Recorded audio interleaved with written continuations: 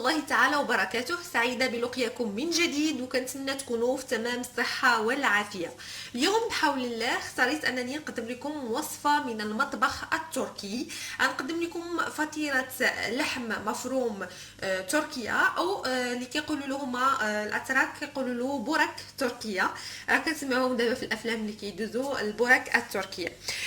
كيجيو رائعين وفنين وغزالين ومورقين، هشاش من اروع ما يكون. كنتمنى ان البرك التركيه ديال اليوم ينولوا الاعجاب ديالكم بحول الله.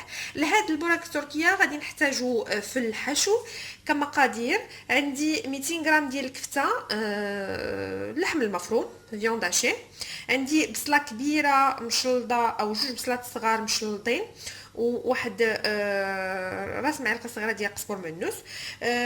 مطيشه اختياريه اللي بغى يديرها، ممكن اللي مبغاش بلاش. مطيشه صغيره محيده لها الزريعه والقشره ومقطعه مربعات صغار. فليفله صغيره خضراء مقطعه مربعات صغار. نص فليفله حمراء مقطعه مربعات صغار. بالنسبه للتوابل عندي هنايا راس معلقه ديال الهريسه، الملح حسب الذوق.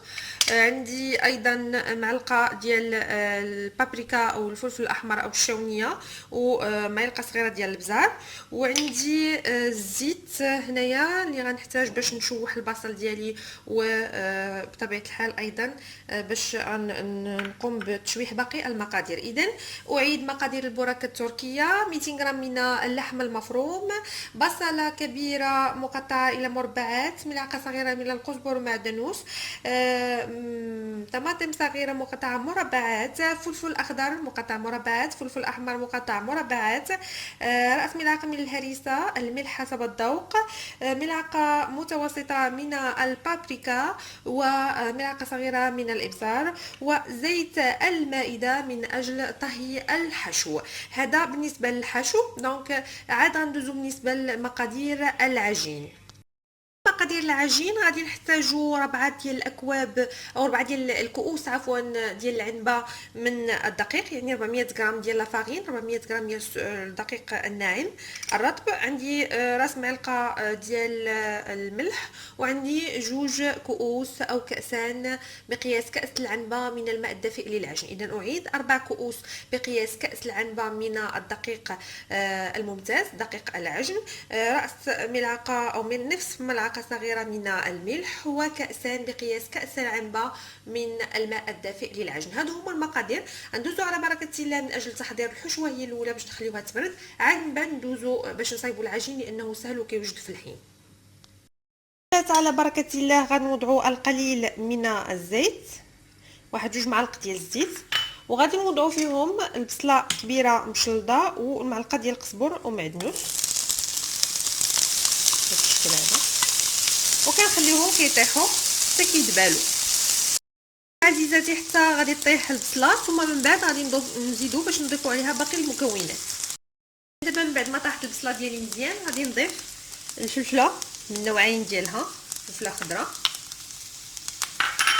فلفله حمراء،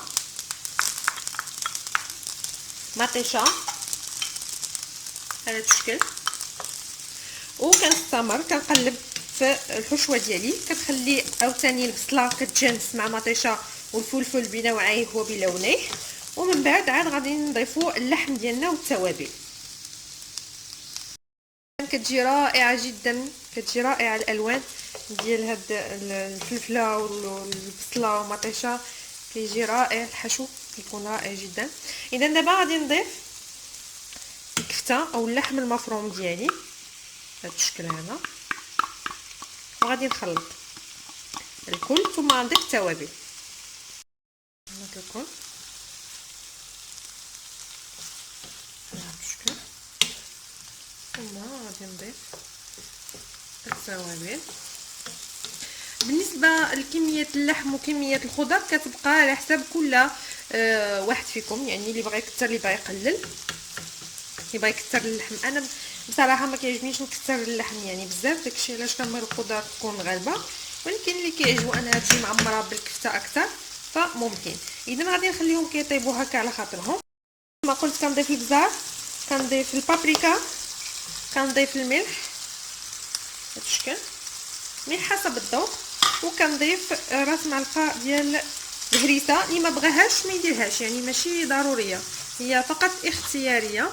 اذا كنخلط المكونات ديالي كلهم مع بعضهم وكنخليهم يطيبوا على خاطرهم عاد باش نطفي عليهم حتى طيب الكفته وندمجوا التوابل والبهارات مع بعضياتهم، عاد كنطفي عليها. اذا غنخليهم دابا ونعاودوا نشوفوهم مني نجو.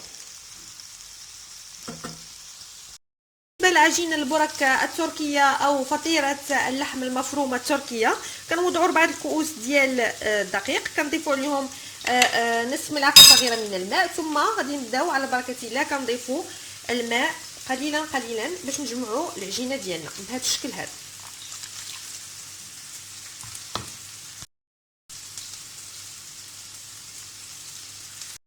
نحاول نجمع العجينه ديالي وكنستمر في الدرك ديالها بهذا الشكل، كنحاول انني ندلكها مزيان بهذا الشكل هذا. الا لقيتيوها باقا كتلصق ممكن تضيفوا واحد شويه ديال لافارين، شويه ديال الطحين، وتعطيوها بطبيعه الحال الكف حتى كتعرق مزيان هذا الشكل. الشكل ديال العجينه ديالنا من بعد ما دلكناها مزيان هو هذا. كنخليوها كترتاح واحد 5 دقائق حتى 10 دقائق، هي راه ما فيهاش الخميره، كنخليوها كترتاح عاد كندوزو نشكلوها.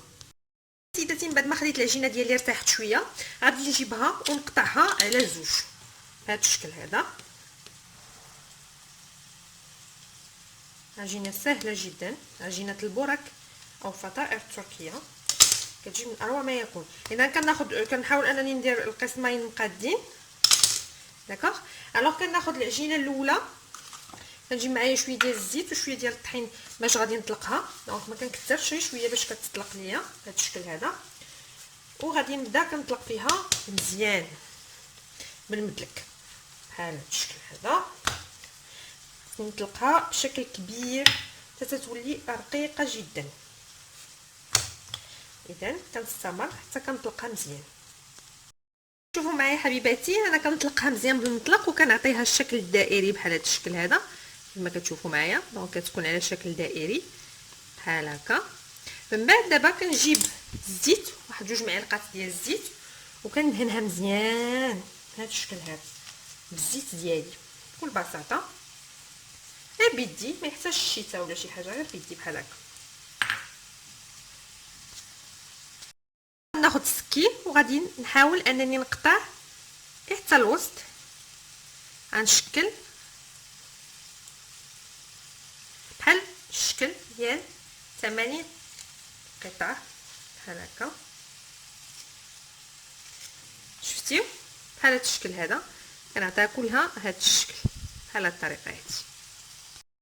كنجيب هذا الجزء هذا وكنتنيه هنا في الوسط، وكنجيب اللي قبالته حتى هو كنتنيه في الجزء المقابل ديالو بحال هذا الشكل كما كتشوفوا. كنجيب هذا اعتباطيا ماشي، وكنجيب هذا اللي قبالته بحال هذا الشكل، كنجيب هذا اللي قبالته بهذا الشكل هذا، كنجيب هذا وكنجيب هذا اللي قبالته، وكنجيب هذا اللي قبالته بهذا الشكل هذا. كتولي عندنا العجينه ديالنا بهذا الشكل، وغادي نعاودو نطلقوها مره اخرى.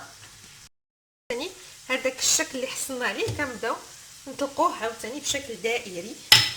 من هنا السر ديال التوريقه اللي كتجي عندنا في هذوك الفطائر، اذا كفايتين دقيق الفطائر التركيه، هذا هو السر ديال ديك التوريقه ديالهم، كيجيو رائعين يعني بالحق، ماشي كيجيو من اروع ما يكون. انا كنعاودو نطلقوها بشكل دائري على قد الصينيه اللي غادي تدخل لينا الفرن. الصينيه اللي عندنا غتدخل لينا الفرن، هذا هو الجزء السفلي، ثم نصف العجين اللي بقى غنعملوا له نفس الطريقه، هو اللي غيغطي لينا العجين. اذا غادي نستمروا هكا كنطلقوا فيها بهذا الشكل هذا. كنجيب سيداتي واحد صفيحه دائريه كتدخل الفرن او لاطا تكون دايره، ومن بعد كنفرش فيها النصف ديال العجين اللي طلقناه على القد ديالها بهذا الشكل هذا، ثم كنجيب الحشو ديالي وكنخويه. بطبيعه الحال خصو يكون بارد ما يكونش سخون، باش ما يقطعليش الورقه. دونك كنخوي الحشو ديالي، كنوزعوه على العجينه كلها بهذا الشكل هذا. ثم غنجيبو النصف الاخر من العجين وغادي نغطيو الفطيره ديالنا. دونك غنكونوا موجدينو ديجا وغادي نغطيو الفطيره. ثم كناخذوا حبيباتي بيضه، صفر بيضه او بيضه كلها مخلطه مع شويه ديال النسكافيه، وكنبدا كندهن الوجه ديال الفطيره. اللي بغى يدير لها غير شويه ديال الحليب ممكن. انا كنفضل اللون ديال البيض والنسكافيه، كيجي شويه عاطي واحد التقرميشه، واحد اللون رائع. دونك كنكملوها كلها بالدهين. اذا دابا سيداتي من بعد ما دهنتها كلها نجيب سكين يكون شويه ماضي وغادي نبدا نقطع بهذا الشكل مربعات مستطيلات في البدايه بهذا الشكل جوسكو بو حتى لافان بهذا الشكل. كنحاول نبرك باش متجينيش صعيبه. هي السر ديال هاد البوراك التركيه كله فديك الطريقه الاولى ملي كنعجنوا العجين كنقسموه على نصفين وكنديروا دوك القطع الثمانيه وكنقلبوهم. تما هذاك هو السر ديال الروعه ديال البوراك التركيه. كيجيو حقا كل ما يمكن القول عنهم انهم رائعين، لا في الشكل ولا ايضا في المذاق، يعني كيجيو من ألذ واروع ما يكون. غنستمر في التقطاع بحال هكا حتى نكمل الصفيحه ديال البوراك كلها. هذا هو الشكل ديال فطائر البوراك التركيه وفطيره اللحم المفروم التركيه. قبل ما ندخل الفران كنقطعوها هكا مربعات من بعد ما كنكونوا دهناها بالبيض وشويه ديال النسكافيه. غندخلوها للفران 170 درجه لمده ديال واحد 20 دقيقه كافيه جدا باش تحمر، لان كلشي المواد اللي عندنا طيبه والعجينه ديالنا مورقه، اذا بسرعه غادي تنضج. ندخلوها للفران ونعاودوا نتلاقاو. حبيباتي هو الشكل ديال الصفيحه ديالنا ديال البركه التركيه باللحمه المفرومه وفطيره اللحم المفرومه التركيه. من بعد ما خرجناها من الفرن والذهبات بحال هكا غادي نقدموها حصص فرديه ونتلاقاو باش نشوفوا الشكل النهائي ديالها. هذا حبيباتي هو الشكل النهائي للبرك التركية أو فطيرة اللحمة المفرومة التركية. كيجيو من أروع ما يكون، مقرمشين ولداد واللون ديالهم ذهبي رائعين جدا. كيجيو فتيين يعني فطائر رائعة جدا، رائعة. كنتمنى أنكم تجربوها. كتجي محشية باللحم المفروم والفلفل. إلى عجبكم الفيديو ما تنساوش الاشتراك في القناة بالضغط على زر مربع وتفعيل الجرس من أجل التوصل بجديد الحلقات والوصفات، وترك لايك فضلا لا أمرا. شكرا وإلى فيديو لاحق بحول الله.